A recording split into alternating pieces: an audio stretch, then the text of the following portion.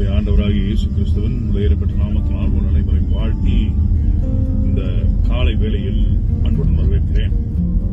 It gives me a great joy to welcome you in the name of Lord and Savior Jesus Christ.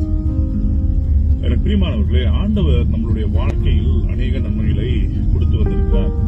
ஒரு நன்மையும் குறைவுபடாமல் உங்களையும் என்னையும் ஆண்டவர் பாதுகாத்து இந்த உலகத்தில் வைத்து அவருடைய பெரிய திட்டத்தை செய்ய நம்மை ஆயத்தப்படுத்திக் கொண்டிருக்கிறார்.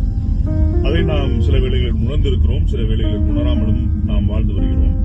ஆனால் இன்று கர்த்தருடைய வார்த்தை இப்படியாக சொல்லுகிறது. மோசேயும் காலேபும், ரெண்டு தேவ மனுஷர்கள், யோசுவா, இந்த 3 பேரும் என்ன பண்றாங்க? ஆண்டவர் வாக்குத்தத்தம் பண்ணின கானான் தேசத்தை போய் அடைய அவர்களுடைய ஜனங்களை கூட்டிக் கொண்டு போகிறார்கள். ஒரு பெரிய கூட்டம் போது அவங்க பின்னாடியே ஒரு இனமே சென்று கொண்டிருக்கிறது. ஆனா அங்க 10 ஸ்பைஸ் உளவாளிகளை அனுப்புகிறார். மோசே என்ற தலைவன் அந்த 10 உளவாளிகளை அனுப்பி இந்த தேசத்தை பற்றி நல்ல ரிப்போர்ட் என்ன இருக்குதுன்னு சொல்லி எனக்கு கொஞ்சம் எடுத்துட்டு வாங்கன்னு சொல்லி சொல்றேன்.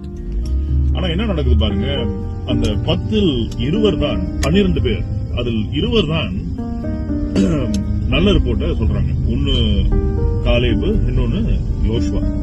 மற்ற அனைவரும் அந்த 12 பேர் 10 பேர்கள் தவறான இல்லாட்டி நெகட்டிவ் ரிப்போர்ட்ஸ் சொல்றாங்க. அங்க என்ன பாக்குறாங்கன்னா, பெரிய ராட்சசர்களை பாக்குறார்கள். நெஃபிலிம்னு சொல்லி ஒரு ஜெயண்ட் இனத்தை பாக்குறாங்க.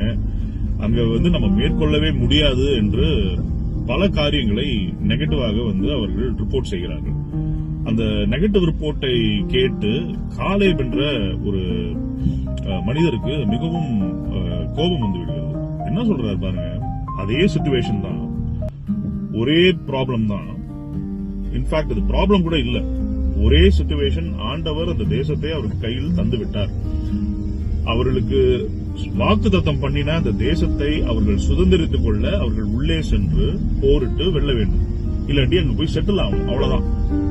இந்த காரியங்களை மறந்து, ஆண்டவர் சொன்ன வாக்குத்தத்தத்தை மறந்து என்ன பண்றாங்க பாருங்க, அவர்கள் முன்னால் நிற்கும் சிச்சுவேஷனை பார்த்து அவங்க பயந்துடுறாங்க.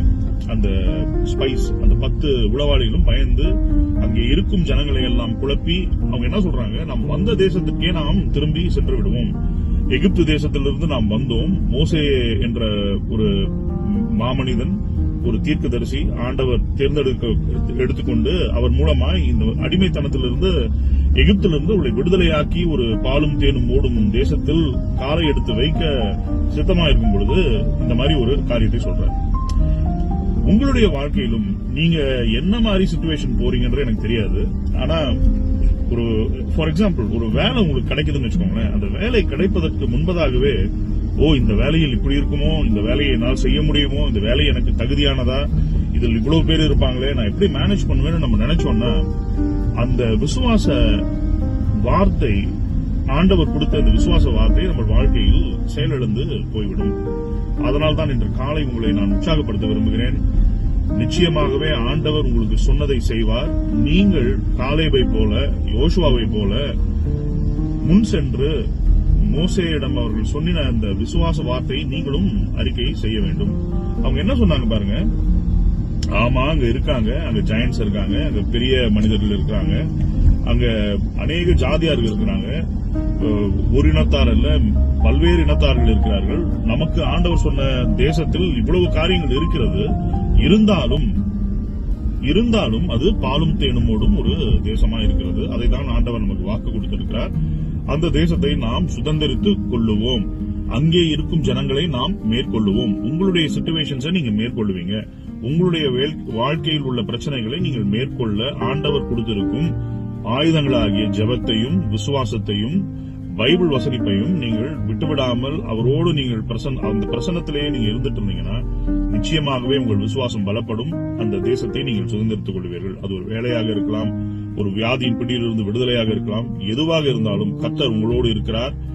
சுத்தி இருக்கிற சிச்சுவேஷனை பார்த்து பயந்துடாதீங்க. ஏன்னா ஒரு தெரியாத காரியத்தை நீங்கள் செய்யும் பொழுது எப்பவுமே ஒரு குழப்பமும் பயமும் கன்ஃபியூஷனும் இருக்கும் இல்லையா? எல்லாருக்கும் இருக்கும். உங்களுக்கு மாத்திரமில்ல, இந்த உலகத்தில் உள்ள அனைவருக்கும் இருக்கும்.